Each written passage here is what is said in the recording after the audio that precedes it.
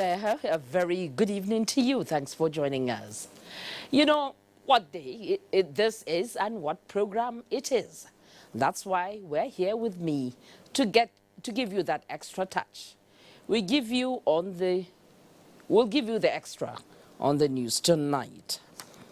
The Federal Executive Council moves to step up infrastructural development. The Council also gives special attention to its media organizations. We'll tell you about that in a moment. Today, Budget 2019, economy and economy-related stories top the table. But we also have politics, development stories, and your usuals. I'm talking about business news, sports, and Thursday's weather prospects. Now, don't go away. Let's go through the bulletin together. I am Fatima Abbas Hassan, and this is News Extra. The Federation Account Allocation Committee, FAC, this Wednesday approved the distribution of 619.857 billion naira for distribution to the 3 tiers of government.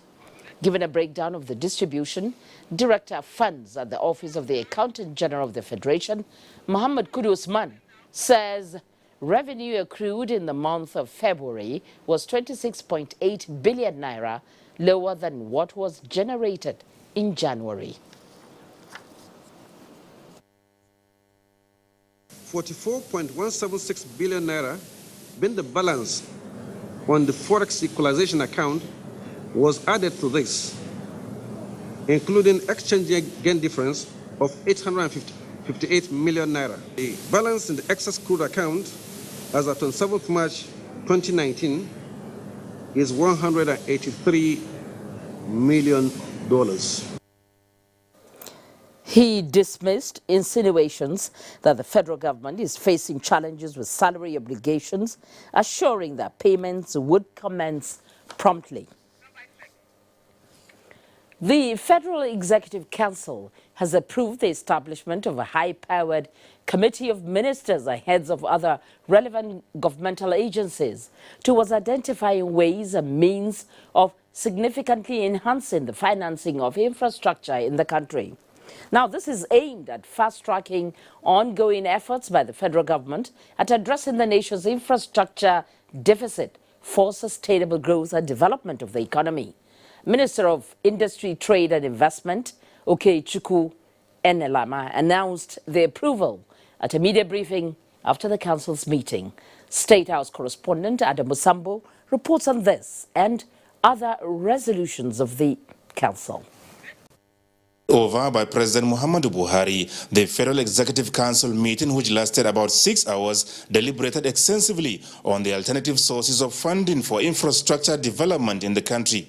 To this end, members approved a committee of ministers chaired by the Minister of Trade and Investment to work with the chief executive officers of relevant organs of government, including the Sovereign Investment Authority and the Infrastructure Concession Regulatory Commission, to come up with recommendations on how to significantly increase Nigeria's infrastructure financing. We would like to see infrastructure spending increase to the $10 to $20 billion range per year over the next 5 to 10 years, because we think that's the level of our needs. But obviously, government cannot do it alone. So we want to partner with other stakeholders to do it. The report of the committee is expected to be submitted to Council within 30 days as part of the concluding work of the Buhari administration's first tenure.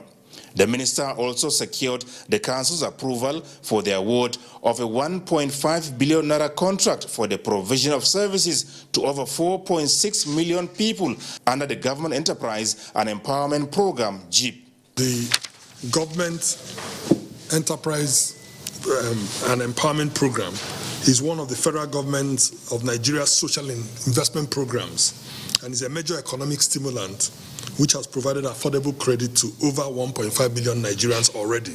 And like I said, the target is to reach 4.6 million people before this first phase will end. The council also approved contract for the design of the head office of the Department of Petroleum Resources, DPR, in Abuja, the nation's capital, at 1.4 billion naira. It's a 12 floor head office building in a land that has already been allocated to DPR over the years by the FCT, to begin a process of trying to relocate them to Abuja, which is essential for the ministry.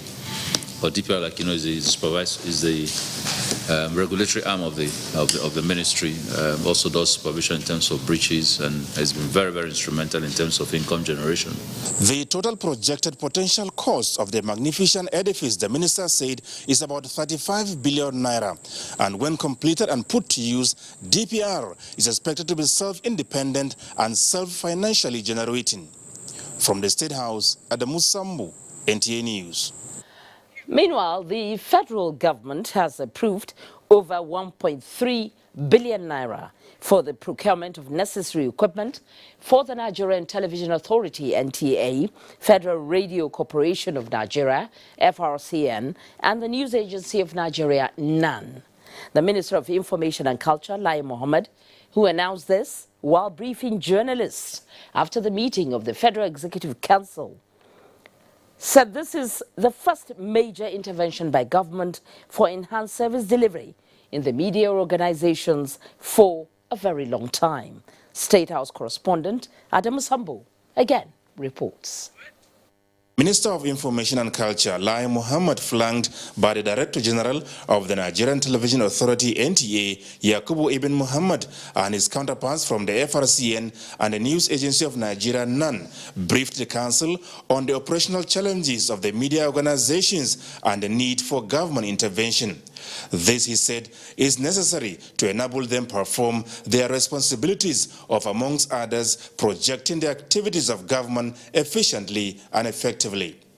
Consequently, the Council approved 283.8 million naira requested by the NTA for the procurement of new cameras, microphones, and TVU parks. It's significant to note that in the last 20 years, only twice has an attempt been made to upgrade the equipment of the NTA.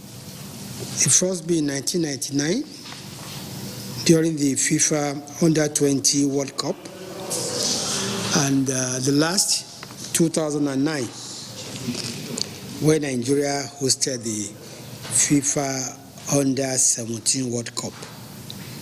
Therefore, there's been a need for quite a long time to upgrade the equipment to perform its duty of safeguarding democracy, of disseminating news. For the FRCN, it was a ratification of an anticipatory approval for the purchase of 12 10 kilowatts transmitters at 561.4 million naira, as well as 3 outside broadcast vans at 311.6 million naira. You will note that for quite a while, the medium and shortwave bands in FRCN had been used for almost 4 decades without any attempt to upgrade or replace them. So this is a major shot in the arm for the FRCN to upgrade its transmitters, and also procure new outside broadcasting bands. 148.7 million naira has also been approved for the News Agency of Nigeria, NAN, towards acquiring 15 operational vehicles from Peugeot Nigeria Limited. From the State House, Adamu Sambo, NTA News. Many thanks, Adamu Sambo, sharing news there for media organizations in Nigeria. Now, annual budget is the most important piece of legislation in democracies. It is an embodiment of financial policy that gives direction to a nation's economy. In recognition of this, and to give Nigerians a sense of belonging, the National Assembly engaged relevant stakeholders on the contents of the 2019 Appropriation Bill. National Assembly correspondent Ignatius Onkwo has this report. 2019 National Budget Hearing. This started in 2017 and has become a tradition for the Nigerian Parliament. Apart from the various budget scrutiny by various parliamentary committees, the National Assembly in its wisdom convenes a public hearing where relevant ministries, heads of departments, agencies and civil society organizations make contributions to the distribution formula of their commonwealth. National Assembly was clear on the importance of this interaction. It, among other things, helped in tackling the issue of double and uncoordinated budgeting lines, identifying and make adequate budgetary provisions for items that were not captured in the executive proposal. All parties relevant in this budget process to team up within a cooperative framework to achieve needed objectives.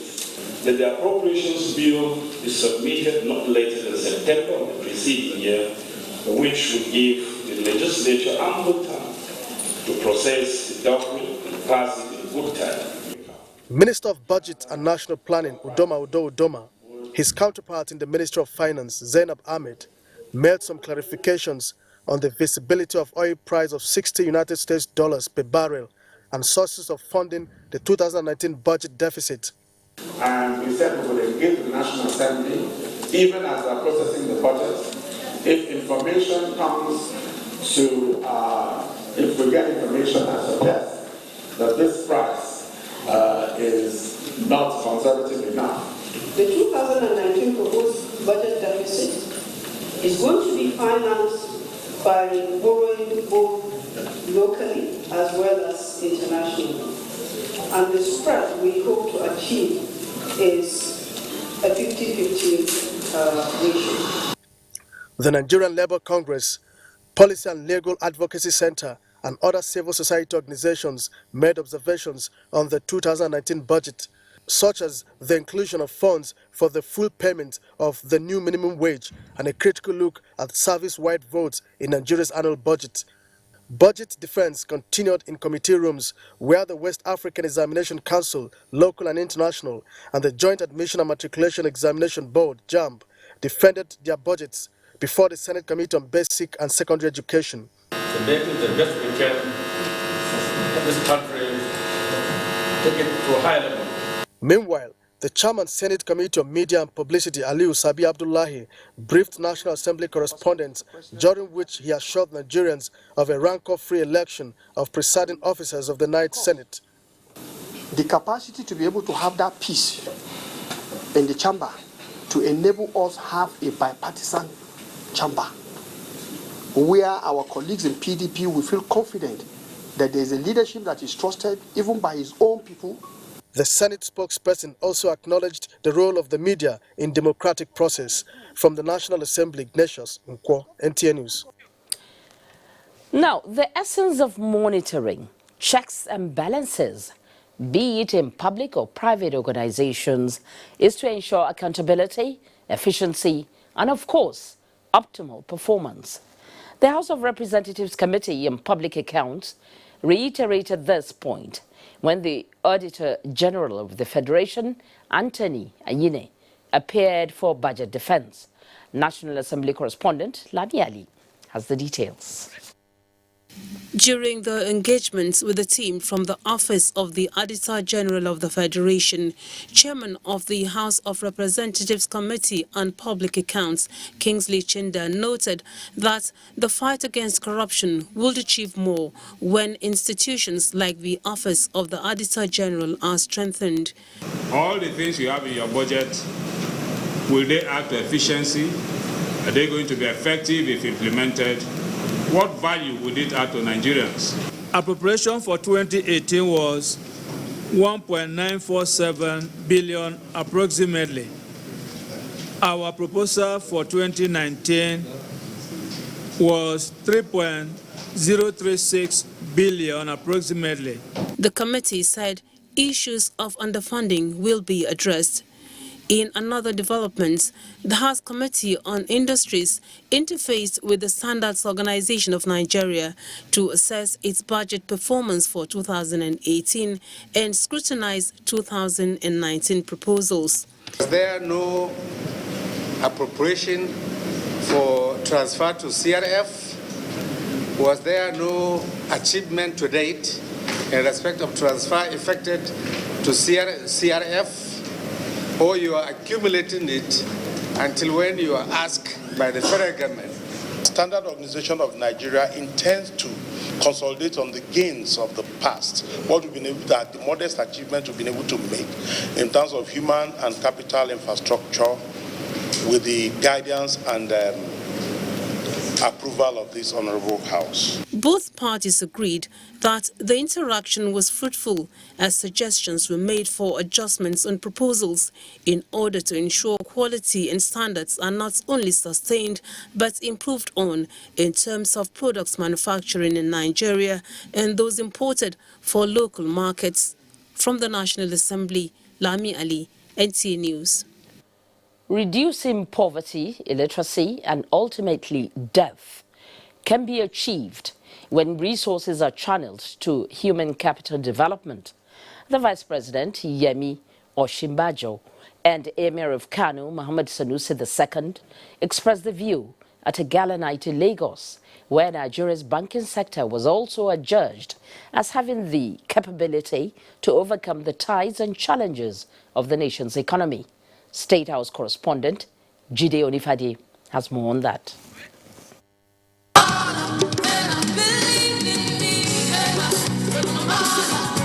This is a gathering of movers and shakers of the Nigerian economy. They're made up of bankers, entrepreneurs, and policy makers. They are here to celebrate the 125 years of banking in the country. While they rejoice, there is the call to maintain standard and accommodate new vision. The status of being an icon comes with responsibility. You have nothing more to prove except that good values can be allowed to thrive and should endure. Because your success all these years reinforce our belief in ourselves as a people and as a nation, that not only are we capable of building great institutions, we can nurture them for centuries. A thought-provoking speech by one-time governor of the Central Bank of Nigeria and Emir of Kano, Muhammadu Sanusi II, leaves all heads bowed and jaws drooped. The most important Nigerian is the Nigerian at the bottom of the pyramid.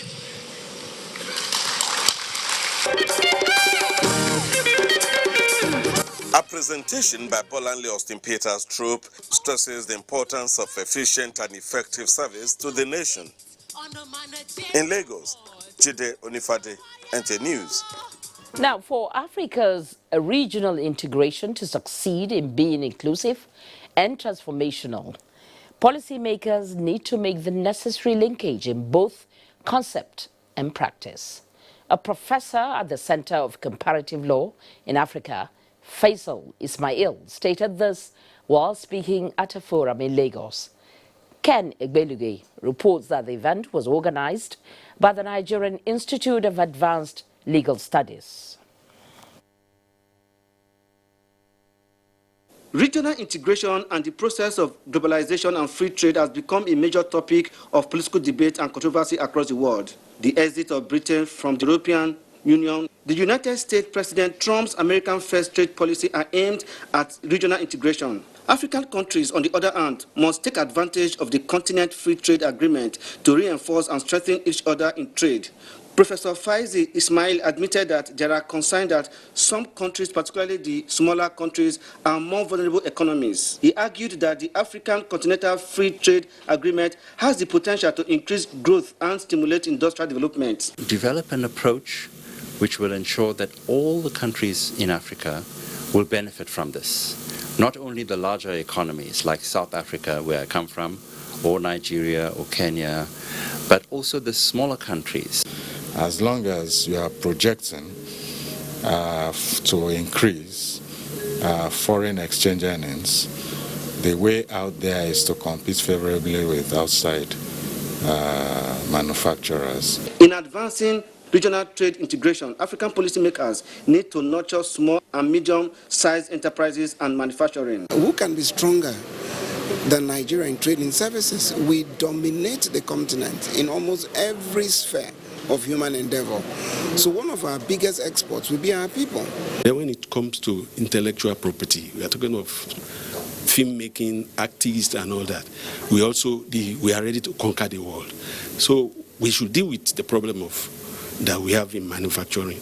Observers are hopeful that the Nigerian government will soon put pen to paper in the Continent Free Trade Agreement so as to benefit from it. In Lagos, Ken Igbeluge, NTA News.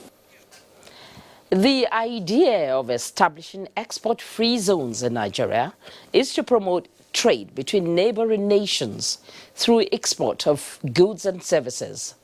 20 years ago, Jigawa State Government established Megateri Export-Free Zone in the Nigeria-Niger Republic border. NTA's correspondent Abdullahi Garba revisits the site to see how it's faring, especially in adding value to the present government's policy of zero importation and promoting export of some products. Town in Gumel Emirate of Jigawa State is a border town between Nigeria and Niger Republic. One good feature about this historic town is its international market that attracts buyers and sellers across regional and international origin. They come from far and near because of the tons of products being brought to the market on the market day, which is every Thursday of the week. Indeed, Megateri is considered the largest market with concentration of livestock such as cows, camels, sheep, but to mention a few. Megateri market could be considered as economic hub of Jigawa State, considering the number of business transactions and millions of naira exchanging hands on weekly basis. We see the unity that we are marketing together, and then we are transitioning the market together. So no any problem with us. If I could comment, the unity of this market is about all about livestock, because when you come to this market, there is no type of animal that you cannot get here. This necessitated the establishment of an export-free zone by Saminu Turaki administration in 1999. Although the project did not take off early, federal and the state governments collaborated with the private sector to provide incentives for its takeoff. A visit to the site recently shows a little of business activity as it is not fully operational. Some manufacturers and exporters are, however, taking advantage of the agricultural revolution of Buhari administration to buy, process and export sesame seeds. There is also a garment industry promoting quest for made in Nigeria goods. The concern by stakeholders and residents of this gigantic market is for federal government to revive the zone with the needed power supply and create more awareness on its activity. For now, there is the presence of a bank, a motel, an official of the export promotion and border protection agencies. Economists believe this initiative, if promoted, will help Buhari administration's policy of stopping importation and promoting more exportation of Nigerian goods, taking advantage of this international market. In Megateri, Jigawa State, Abdullahi Garba Kudu, NTA News. It's time now to go to our Lagos studio live to join Abolade Salami for business news. It's over to you, Abolade.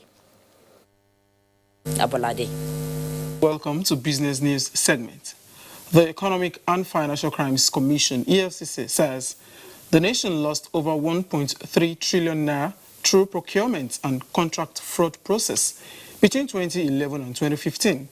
The Anti-Graft Agency and the Bureau for Public Procurement at a training workshop in Lagos emphasized the need for regulation and implementation of procurement reform.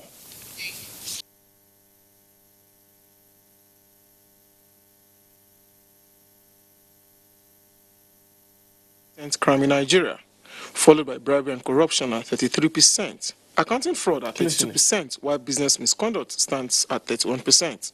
These disturbing figures bring to bear the zero tolerance of the federal government to all forms of corrupt practices. It's against this background that the Anti-Graft Agency and the Bureau for Public Procurement organized the procurement training for its officers on the need to acquire skills that result in transparent and efficient public procurement process. Take for instance, money stolen by just 32 people between 2011 and 2015 through procurement and contract fraud process was well over 1.3 trillion naira. The procurement reform has in no little measure achieved huge dividends in preventing corruption in Nigeria. Government, they say, will not hesitate to invoke the sanctions of the Public Procurement Act of 2007 against any public officer who contravenes any provision of the law. The rise in electronic payment service and improved technology in the financial sector have resulted in the review of Payment Service Vision 2020 by the Central Bank of Nigeria. Deputy Governor of Financial System Stability, Aisha Ahmed, said the value of electronic transaction in 2018 rose to 58.85 trillion naira.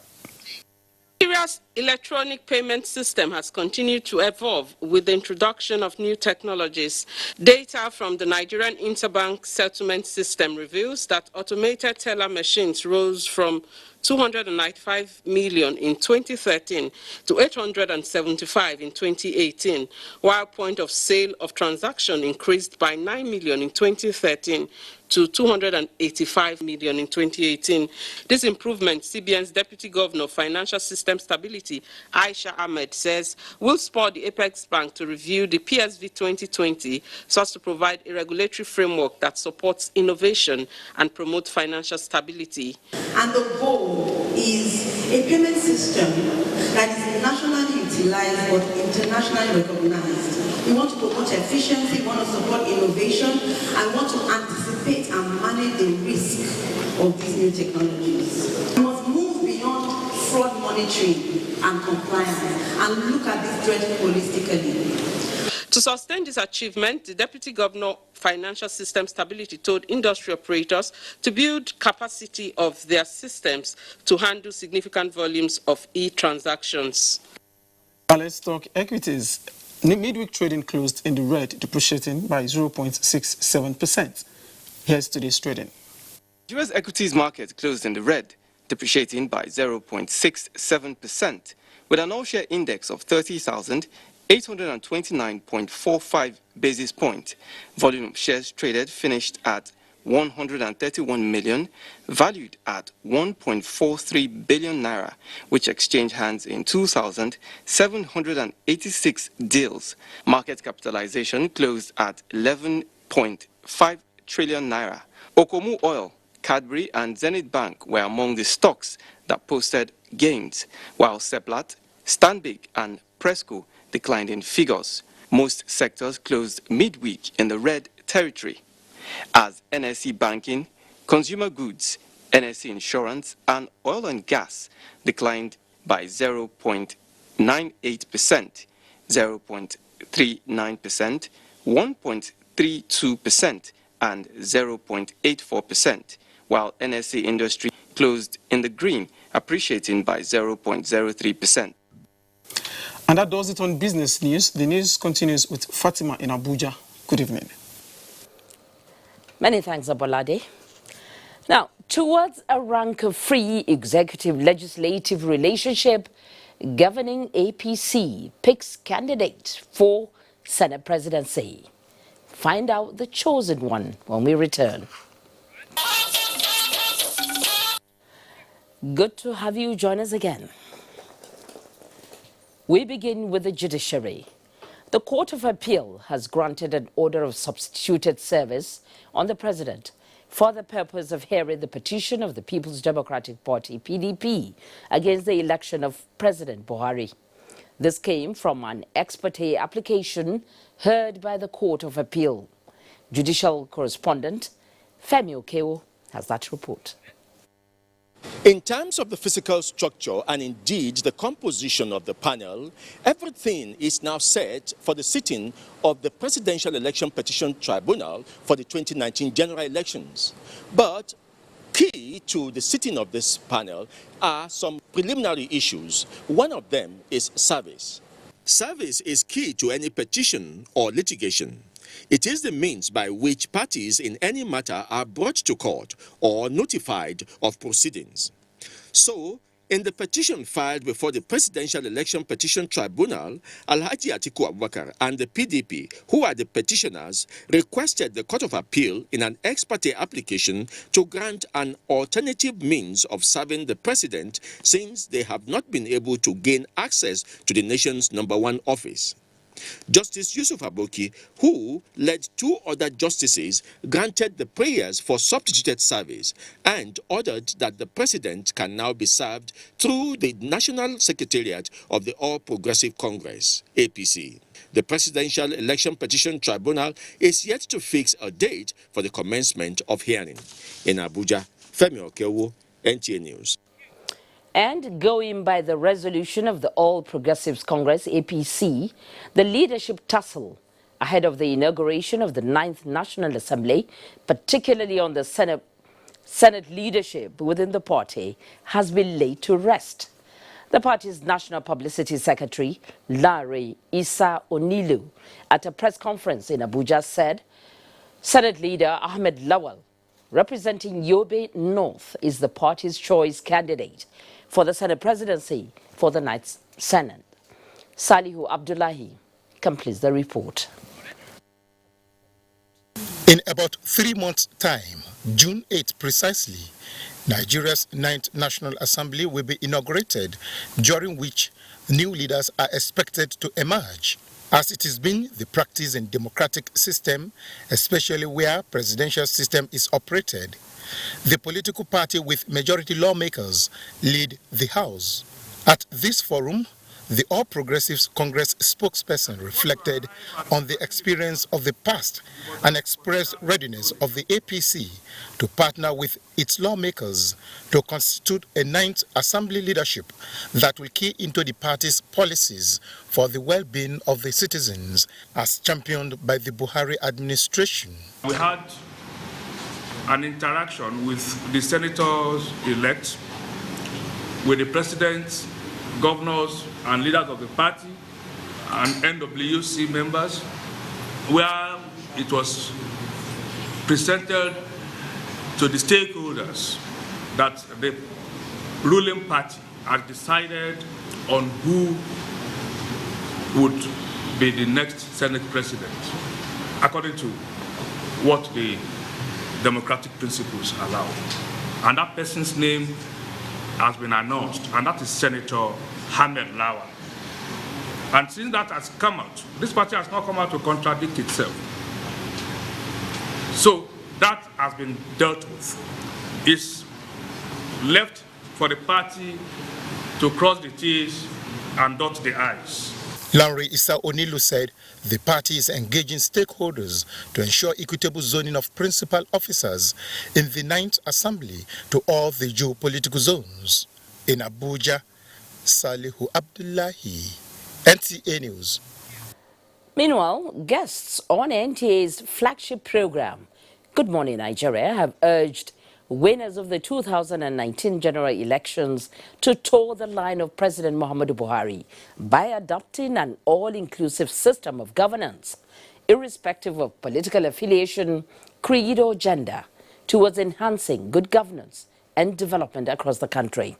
Abdusalam Jibril has the details. General elections dovetailed into supplementary elections which have been concluded except for 2 states. Guests on the program, while congratulating the winners, cautioned that the winner-take-all mentality is detrimental to Nigeria's political and economic development. Even if you didn't win election, you should be brought in, you should be brought in so that you can contribute your quota. It is possible that the person who lost election may even have a better agenda than the one that wins. Whoever got declared or that won should first think, his thinking mood now should be we, not I. Because this attitude of I, my, me, is not as impactful as when you have the mentality of we. Other guests noted that more still need to be done in terms of citizen participation and conduct of the political class in the electoral process. Politicians are becoming more desperate and devising new ways to circumvent free, fair, and credible elections. If you ask a sizable number of those elected, many of them today, I will not be wrong, more than 70–80% of those who go into election have never read the manifestos of their parties from cover to cover. They also called for continuous voter education, awareness, and mobilization to curb voter apathy and inducement as witnessed during the 2019 general elections. In Abuja, Abdusalam Jubril, NTA News. Now, for every societal problem and challenge, there is a solution around the corner waiting to be explored for the good of the community. So, the new trend of vote buying in our national politics will soon be in the dustbin of history. This is the submission of stakeholders at an interactive forum on the implementation of constituency projects holding in Abuja. Ahmed was there.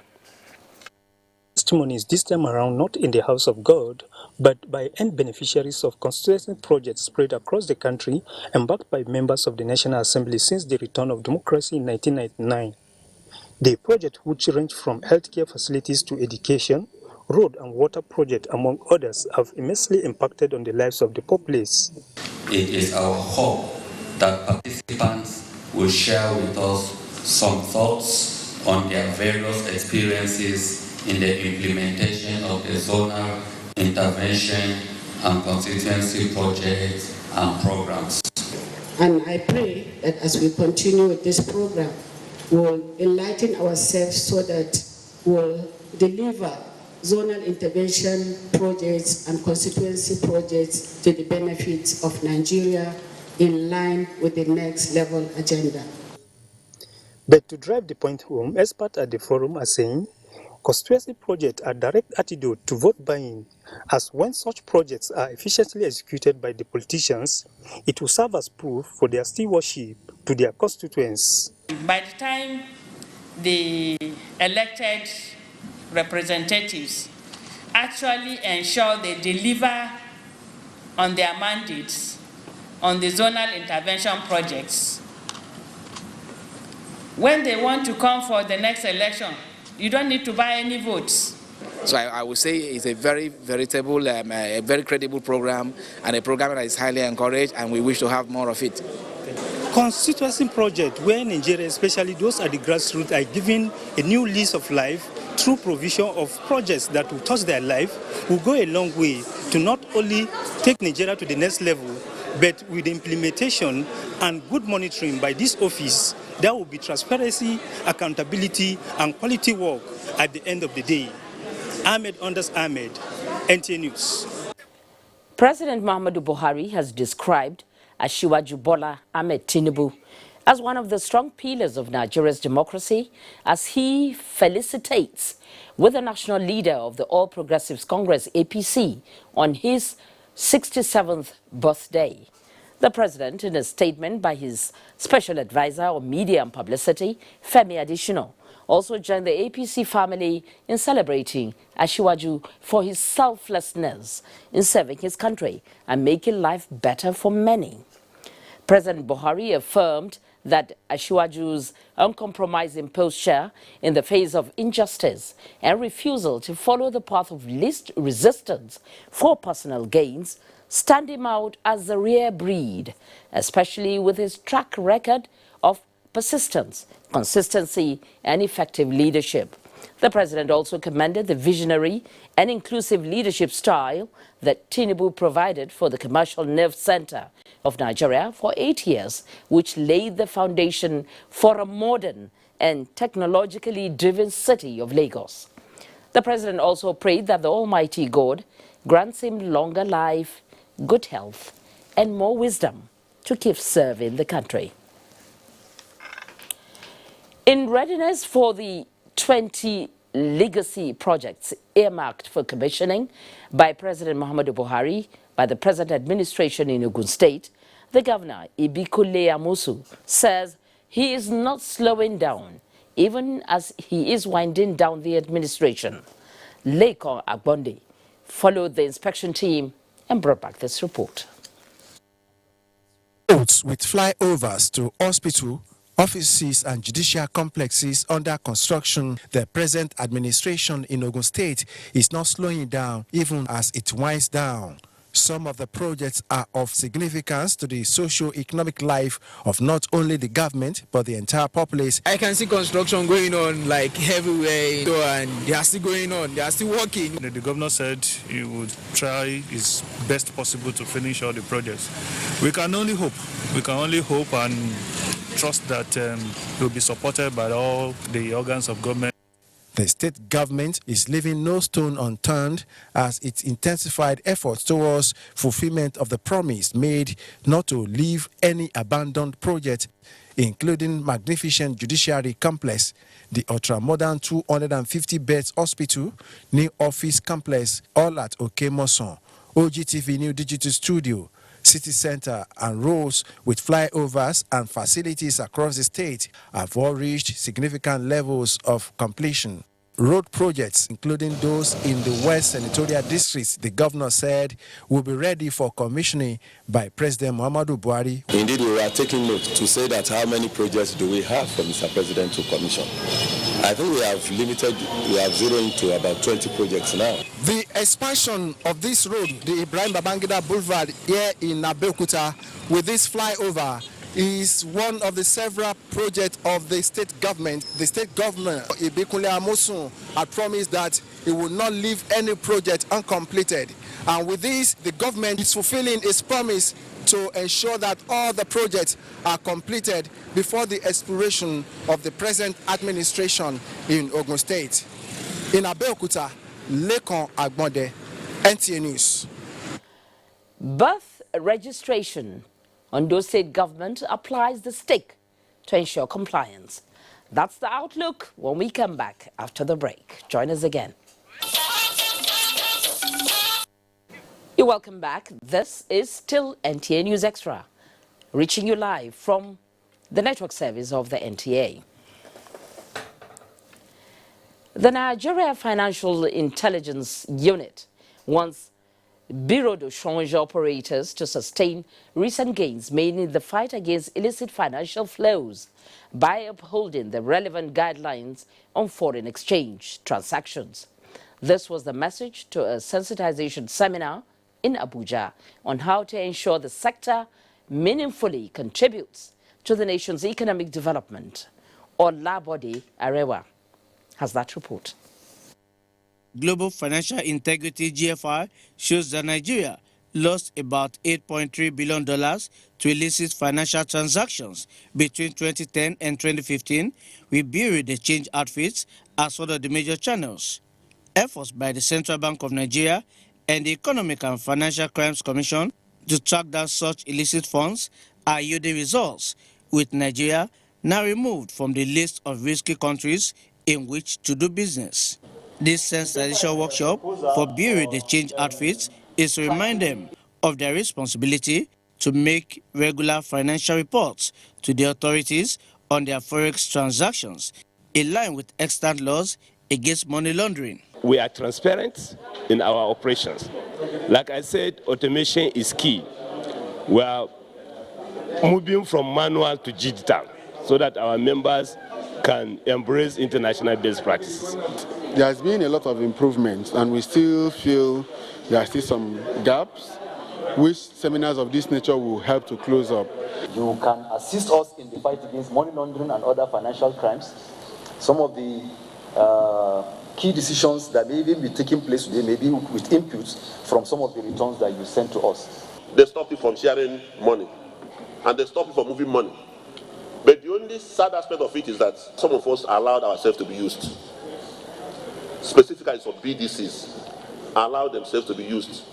Unlocking the potentials of Nigeria's diaspora remittances sector and foreign investment were also discussed. Your prospects for attracting capital inflows are very bright. They've actually never been as bright as they currently are. A large chunk of Nigeria's GDP of $520 billion comes through diaspora remittances. There are over 3,000 Bureau de Change operators in Nigeria who are duly licensed by the Central Bank of Nigeria. Their cooperation with the financial authorities would ensure that the fight against financial crime and illicit financial inflows is more productive. In Abuja, Olabo Darewa, NTA News. To consolidate on the success being recorded in the country's ease of doing business, Nigeria's business registration organ has engaged other stakeholders to collectively chart the best course for the nation. Kolo Muhammad has that report. This was the setting at the opening of the Customer Stakeholders Forum, organized by the Corporate Affairs Commission in Abuja. It later dissolved into this format to break the barrier of regulator, practitioner, and give room for the interaction that will move Nigeria's ease of doing business to the next level. That seems to do the magic, as all parties opened up in a manner that elicited the desired result. The Commission on its part has implemented various reforms aimed at strengthening its processes and procedures in line with international best practices. Some of these reforms include the full decentralization of operations, which you are all aware of, that you can start and finish your businesses from any of our offices across Nigeria. Since the establishment of the Presidential Enabling Business Environment Council in 2016 by His Excellency the President Mohamed Buhari, GCFR, the Secretariat has partnered with relevant ministries, departments, and agencies with the broad mandate of making Nigeria an easier place to do business, especially for small businesses, the small and medium-scale enterprises. It was one forum that offered all parties the opportunity to address all issues concerning company registration portal and reforms being undertaken to ease doing business in Nigeria. In Abuja, Kolo Muhammad, NTA News. Now, no matter how close individuals or countries are, if such a relationship is not defined, the possibility of having crisis is inevitable. This informed the meeting of the Ministries of Mines in Nigeria and that of Niger Republic in Niamey on how the solid minerals in the boundary of the two countries can be explored. Mie Ogidi was there and now reports. This is the Republic of Niger, sharing boundary with Nigeria in 6 states: Sokoto, Kebbi, Jigawa, Katsina, Borno, and Yobe. But lying in this boundary are the hidden wealth of these two countries. That is solid minerals ranging from uranium, limestone, iron ore, zinc, lead to gemstone. And these resources require a great deal of bilateral relations to avoid diplomatic row. So, Nigeria's Minister of Mines and Steel Development, Abubakar Buhari, and his team were in Niamey, the capital of the Republic of Niger, to perfect bilateral agreements on the exploration and exploitation of these resources. It was indeed a relationship solidified by the solid minerals, as the Niger Minister of Mines and Industry, Hassan Musa, offered the best reception to his Nigeria counterpart as they put their red pens to paper, and the content of the agreement was for Africa's economic prosperity. That in exploiting our mineral potentials, we do so in a manner that will guarantee peace, prosperity, and stability for the region. The critical areas of cooperation, the MOU, include exchange of information on the mining policies of the two countries, exchange of experts and skills while building human resources capacity in the mining sector. We will coordinate bilateral relationship in the fields of geology, exploration, mining, metallurgy, mining of mineral processing, beneficiation, and mineral economics. After that agreement, a joint technical committee has already begun work on the realization of the terms of reference. For the Prime Minister of the Republic of Niger, Brigadier Rafini, the continuous cooperation between Nigeria and Niger reflects the Pan-African spirit, and more of such sincere friendship is needed in the continent of Africa, as envisaged by its founding fathers. Mie Ogidi, NTA News. The House Committee on Environment and Habitat has ordered the distribution of the over 800,000 abandoned gas and kerosene stoves procured by the Ministry of Environment as alternative cooking energy to firewood. The committee, during its oversight, discovered the stoves abandoned at the Nigerian National Park Service, Abuja, since 2016. John Yaku has the details. The gas burners and kerosene stoves are said to have been procured by the Ministry of Environment in 2016 through a contract that went sour, leading to a court litigation. The House Committee, during its visit to the National Agency for the Great Green War, called for the distribution of the items to cut down deforestation in Nigeria. I want you to intervene so that whatever it is meant for, let it be utilized so that government money is not wasted. It is taxpayers' money. However, the former permanent secretary in the Ministry of Environment, now Director General, National Agency for the Great Green War, Dr. Bukar Hassan, said, until the case between the ministry and the contractor is resolved, the items cannot be distributed. What can be done is for the contractor and the ministry to negotiate and agree on terms acceptable to both of them, so that these things can be released to the public and then people can make use of it. What is the Chairman House Committee on Environment and Habitats doing to resolve this impasse? Us as a committee, we're worried and we're lending our voice, and of course the authority given to us by the Constitution to make sure we resolve this matter quickly. At the National OSP Detection and Response Agency, the Acting Director General, Obanuwa Oladipo, called for a law to provide a pool of funds to respond to national disaster management in Nigeria. The committee also visited the Environmental Head Officers Registration Council of Nigeria, where it called for improved budgetary allocations. In Abuja, John Yaku, NTA News. In appreciation of the federal government's intervention in the agricultural sector, maize farmers have vowed to ensure timely payment of the loans they collected under the loan scheme introduced by the Buhari administration. This is a good case of a responsive citizenry to governance. They made the pledge at an event to mark the loan repayment by the maize farmers in Gombe State. Abdurrahman Aliyu completes the report. According to Anur, the response of the beneficiaries towards loan repayment in the state is encouraging, which he said qualifies farmers in the state for another batch of the scheme. The chairman appreciated the Gombe State executives of the Maize Farmers Association for their tireless effort in the loan recovery. According to the chairman, the association is currently compiling a list of new beneficiaries of the program across the country to enable more farmers benefit from the program. The loan repayment is by farm produce. Millions of farmers nationwide benefited from the Anchor Borrower program introduced by the Buhari administration to increase food production in the country. In Gombe, Abdurrahman Aliyu, NTA News. Now, one of the challenges of development in Nigeria is getting people to key into and support government's policies and plans. Now, two options are open to government everywhere. That is, either to use persuasion or compulsion. Now, the Edo State government is toeing the path of the latter. Doris Olumoko now takes up the story on how government intends to make sure people register births. Birth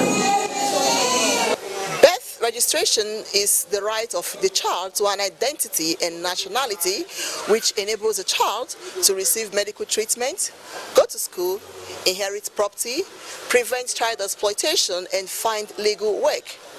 However, statistics from UNICEF reveals that in sub-Saharan Africa, over 70% of children born every year are unregistered.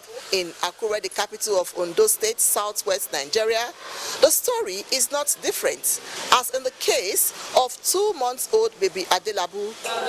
I didn't know. I jumped here for the first time here. Only 68% of children under age 5 have been registered in Ondo State. The wife of the governor, Mrs. Betty Anyanwu Akeredolu, say this is unacceptable. children be without an identity. No more will our children lack access to social infrastructures. They are our children, and they must be planned for. This is Omolasho Omosen, head of United Nations Population Fund Lagos. His birth was only registered about 7 years ago, but today he is an advocate of birth registration. So why do you want to start registering as an adult where you can do that as a child? That's why this Olori Connection birth registration is a very, very useful and important program, which I will encourage everybody to make sure that their children are registered.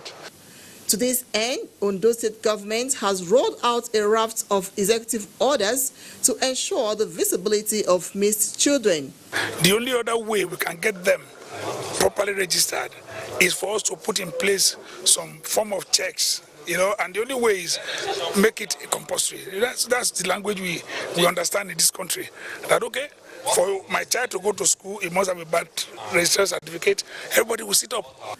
The accelerated birth registration campaign is reaching down to the grassroots with the involvement of wives of traditional rulers. In Akure, Doris Ulmoko, NTA News. Well, I only hope state governments borrow from the Ondo experience. Are public infrastructures built with a maintenance plan? We'll get to find out after this time out. You're welcome back. We all know of the massive investment this government has made in infrastructure development, especially roads. Well, if you don't know, let me give you an example of the ongoing rehabilitation work on failed portions of the Jalingo to Zinc Road in Taraba State. This project is nearing completion. Joseph Watson visited the site and reports that the Federal Roads Maintenance Agency, FEMA, is working hard to ease the sufferings of motorists plying that route. It is men at work on the Jalingo to Zing Road, which heads to Noman in Adamawa State. For years, the road has been in a deplorable condition, with motorists facing difficulties while plying the route. However, the road users can now breathe a sigh of relief following ongoing maintenance work being carried out by the Federal Roads Maintenance Agency, FEMA. Once they are able to make the road even manageable like this, we are going to be happy. The road was too bad by then, but for now, we are very, very grateful. We carry water now, we come here, the place no good. We are just now make place good. We thank God with that. That is why everybody is happy. FEMA says 8 kilometers failed portions from a power junction in Jalingo to Zing has been earmarked for repairs within a period of 6 months. The agency is expecting that the contract would be completed before the stipulated period, considering 40% of the work has been executed. Contractor just resumed site about 2 weeks ago. And you can say that with the pace of work and the speed of work, definitely within a very short period of time, he's going to accomplish the scope of work 100%. For many of the motorists, the rehabilitation work is commendable, but they want the work to be extended down to Noman Road in Adamawa State, where large portions are in a sorry state. In Jalingo, Joseph Sound Otsen, NTA News. Now, the 5-man committee of experts recently inaugurated by the Lagos State government to look into the Itafaji building collapse has held a one-day public hearing on collapsed building at Bagoda Kalto Press Center in Alausa. Nosa Oswola has the details. The recent spate of collapsed buildings in Lagos State has become a source for concern amongst residents and the government alike. Chairman of the committee, Wasiu Olokunnola, said the purpose of the gathering is to rub minds and prevent future occurrence of building collapse in Lagos, especially on Lagos Island. Is to get first-hand information from all the professionals in the built sector.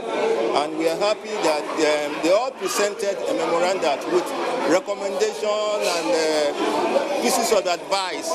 Some professionals in the built sector comment. The government needs to ensure that the right professionals are put into practice. We have looked at the really main solution is like 3 M's.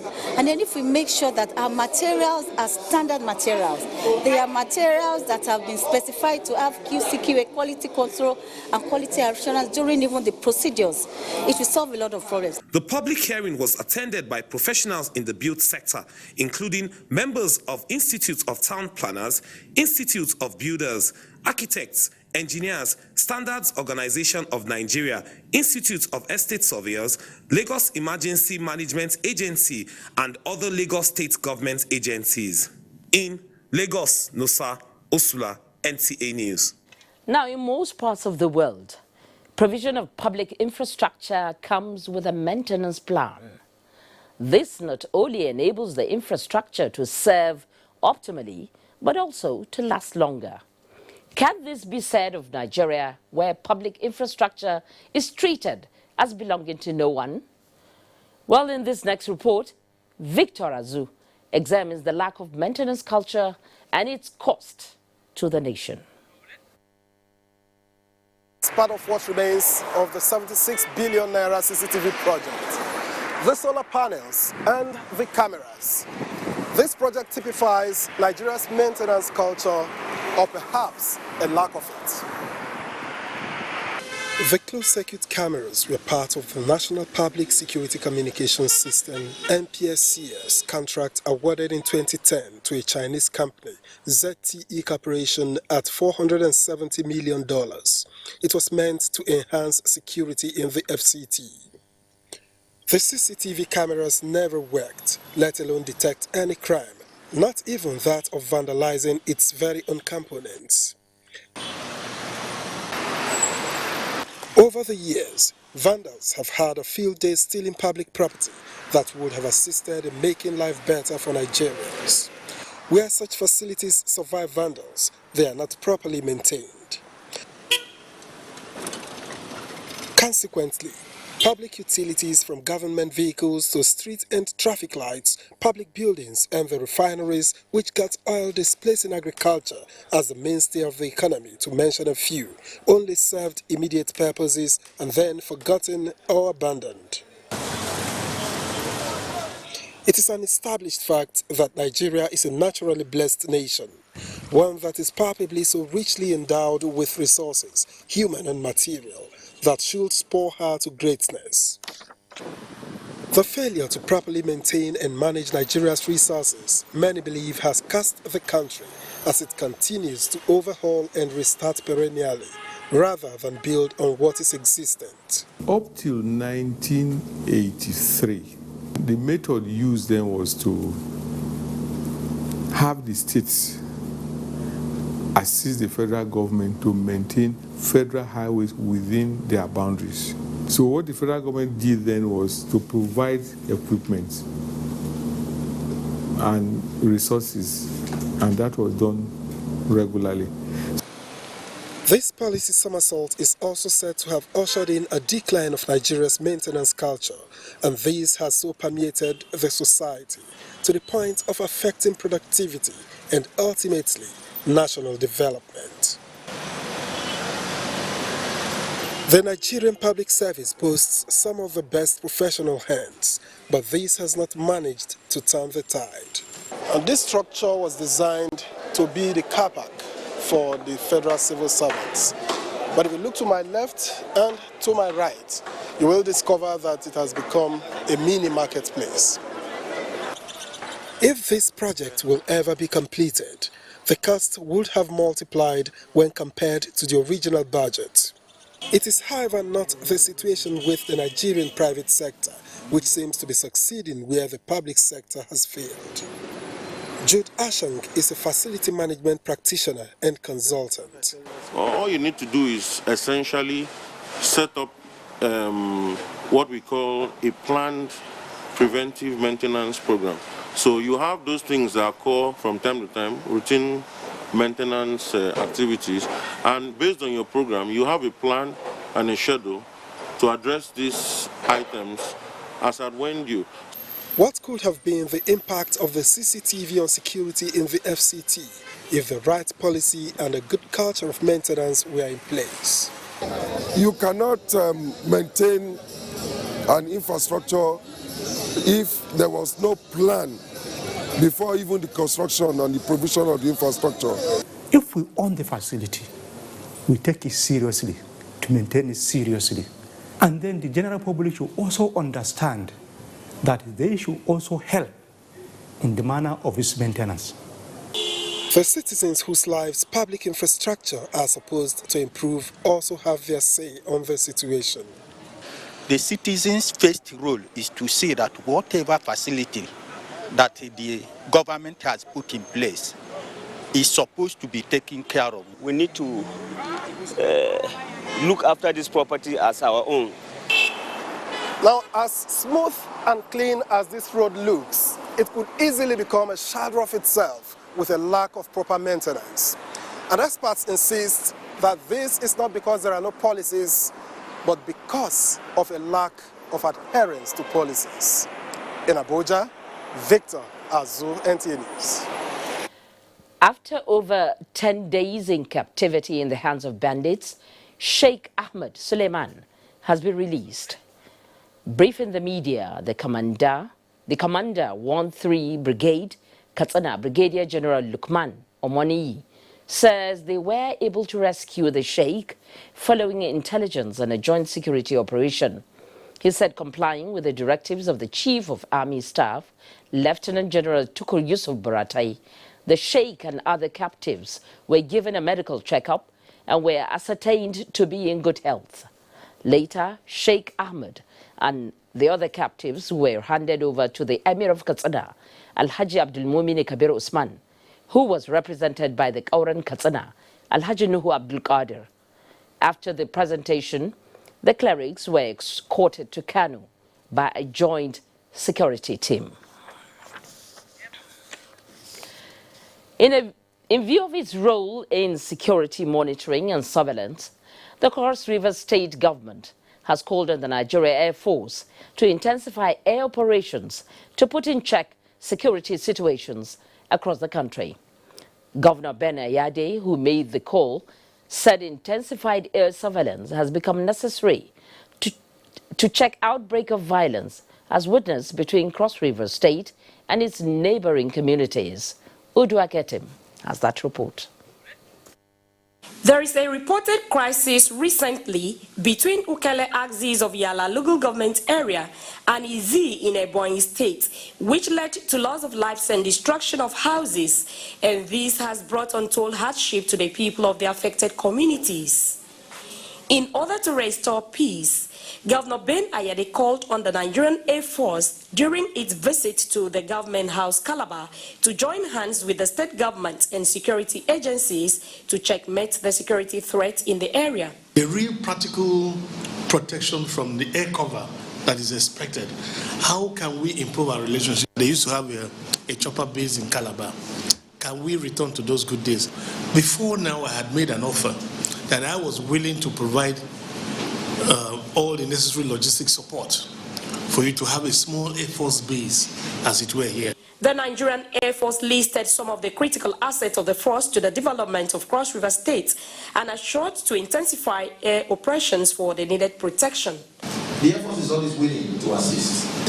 The issues they have raised in those communities mentioned, I will bring it up to the Air Force headquarters, and maybe we'll get the surveillance airplane to come and overfly the area and see what exactly the situation on the ground. In Calabar, Udwak Etam, NTA News. We'll take a short break now. We'll be back in just a moment. Stay with us. Family of Adachi Agbo regret to announce the funeral ceremony of late Mrs. Alice Enyanwu Adachi, aged 74 years. Funeral arrangements. Thursday, 28 March 2019. Wake up at Gabriel Agada Adachi's compound, Unyi Ogogo. Friday, 29th March. Funeral Mass at St. John Catholic Church, Unyi Ogogo, by 10 a.m. Sunday, 31st March, Thanksgiving Mass at St. John the Apostle, Afante Territory. Sir Adache Gabriel Agada, announcer. This is News Extra. You're welcome back. And now for a bit on foreign sin. Mozambique confirms first cholera case in the wake of Cyclone Idai. For this and other stories from across the world,